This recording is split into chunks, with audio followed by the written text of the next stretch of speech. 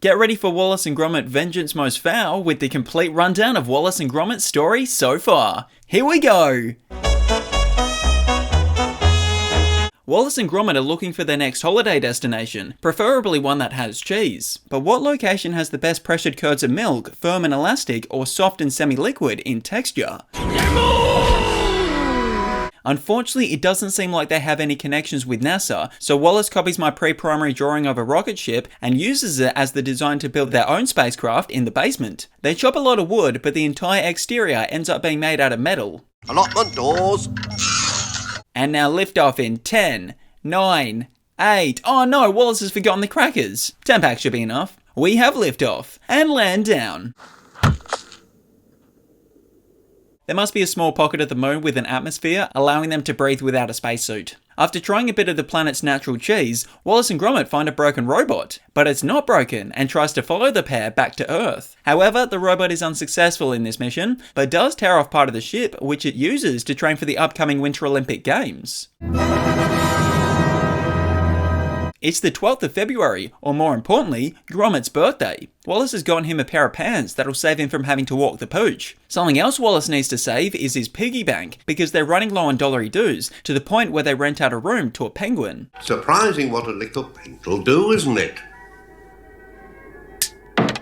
The new guest is acting as a better companion to Wallace than Gromit, making him jealous. So the pooch packs up his hairbrush, bone, and clock, but not his toothbrush, and leaves to live like Grouch. Meanwhile, the penguin has modified the pants and uses them to control Wallace to steal a diamond. Gromit finds out and tries to save his best friend, but gun beats rolling pin every day of the week. The penguin locks them in a wardrobe that does not lead to Narnia, but does lead to an escape, then epic train chase, ending with the penguin being bottled up, ready to be thrown out to sea. But instead of being thrown out into the ocean, he gets to be the newest attraction at the zoo. And because the penguin was a wanted criminal named Feathers McGraw, Wallace and Gromit are awarded with enough dollary dues to pay off their debt. A sheep has gotten loose and is eating all of Wallace and Gromit's things. Hopefully their window cleaning business will help pay for the replacements. And when I say their window cleaning business, Gromit's doing all the work, while Wallace chats with a wool shop owner. I'd better see to him. The bounce has gone from his bungee. Upon returning home, Wallace and Gromit shear the sheep, so it's now shorn and adopt him, before bringing him to work the next day at the exact same shop. The pair either didn't do a very good job the first time, or the owner needs to take more care of their windows. But it's while re-cleaning these windows that Gromit discovers the owner's dog wants Wallace and Gromit's knitting machine. This snooping causes Gromit to get captured and is framed for ending the life of sheep. On the bright side, United won another cup. And on the even brighter side, Wallace helps break the pooch out of prison. Brilliant teamwork, lads. Oh. While hiding, the wool shop owner and her dog round up their sheep, but then the dog rounds up his owner too, so Wallace and Gromit chase after. Everything's under control. Arriving at the warehouse, Wallace has now joined the captured, and the dog has no intention of shearing them all, but instead turning them into food suitable for only him and Gromit. Despite this, Gromit has no desires to eat his pal, so saves the day. But only momentarily, because this other dog is a robot who can't be stopped that easily, but can be stopped this easily. I thought we were all for the can then. As for the wool shop owner Wallace was flirting with, it turns out she doesn't like cheese, which is a massive red flag. What could be worse than somebody not liking cheese? Oh, that's right, someone eating his cheese. Get off me cheese! Get off! Wallace and Gromit are now anti-pesto, not towards the paste, they just thought it would be a fun name for their pest control business, which is in high demand at the moment as the annual giant vegetable competition approaches. Now the pair have a whole colony of rabbits in their basement. And teapot. And buns. And fridge. To fix this problem, Wallace uses the mind manipulation nomadic invention to brainwash the bunnies into disliking vegetables so they can be released back into the wild without fear of them reoffending. And it works perfectly. Minus the brief hiccup that destroys the machine, but probably has no further consequences. Although, that night, a mysterious giant rabbit eats half the town's produce. Lummy day. A hunter named Victor wants to hunt the beast, but Lady Toddington doesn't want it harmed, so Wallace uses his big brain to suggest capturing the creature With a big trap. This trap doesn't work, but Wallace suspects the culprit is one of their rabbits, Hutch, who was mutated during the mind manipulation nomadic brainwashing. Oh, I do like a bit of gorgonzola. Gromit builds Hutch a hutch to lock him in, only for footprints to discover he's not actually the vegetable lover, it's Wallace. Victor learns of this when he sees the transformation as the moon rises and intends on putting a bullet in the beast's belly. With a gun, he's not going to push it in there. Beware the beast within!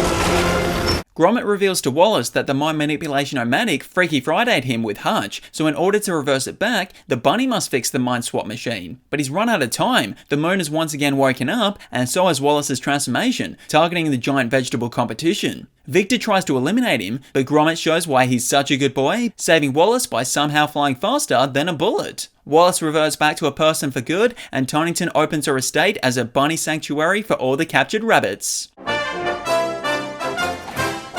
Wallace and Gromit have some cracking contraptions to share with you, like an Amazon Scout to get their favourite cheese wheel, and if the cart loses a wheel, you'll still get your meal, unless Sean beats you to it. They've created a robot to get their food, now want to make it when they're not in the mood. The duo get into the Christmas card game and design a TV remote that requires good aim, snowman building that takes no time, and a jacket to stop household crime. The new vacuum has gone crackers, a genius way to serve dinner for all the slackers, an invention on how to get back to sleep, and soccer for those who don't want to use their feet.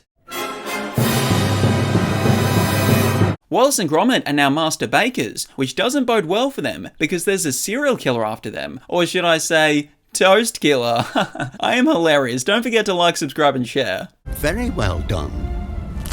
While out on their bread delivery, Paella, the former Baco Light Girl, loses control of her bike, requiring a signature rescue from Wallace and Gromit. I should have tried the granary rolls. Wallace and Paella form a romantic connection, but Gromit gets suspicious of her motives, only to learn she's the toast killer with a hatred for bakers after eating too many pastries to remain as the Baco Light Girl. Now Wallace is next on her hit list with the evidence to prove it. Paella catches on and instead of destroying the evidence, lets Gromit almost warn Wallace before destroying the evidence in front of him. Gromit does everything he can to stop Paella from turning Wallace into Paella, even reenacting this scene from the 1966 Batman movie. Some days you just can't get rid of a bomb. And Gromit is successful thanks to the help of Paella's puppy, who is against people ending other people's lives. Welcome to Wallace and Gromit's World of Invention, teaching us about lots of cool things that will hold your attention, like insect-powered machines, marine biology, termites and artificial gills to help us breathe under the sea, rockets, jetpacks and other things that fly, household gadgets that will make your life easy as pie, how to explore the world using all your senses, and how to be safe to spare medical expenses. Then the final lesson from Wallace and Gromit is learning weird modes of different transit. I think I need a cup of tea after all that. And now you're all caught up and ready to see Wallace and Gromit Vengeance Most Foul. You're welcome! Let me know in the comments what your favourite Wallace and Gromit piece of entertainment is. And don't forget to absolutely obliterate that like, subscribe and share button. I'm just kidding. Only do it with enough force that it registers. I don't want any of you breaking whatever device you're watching this on.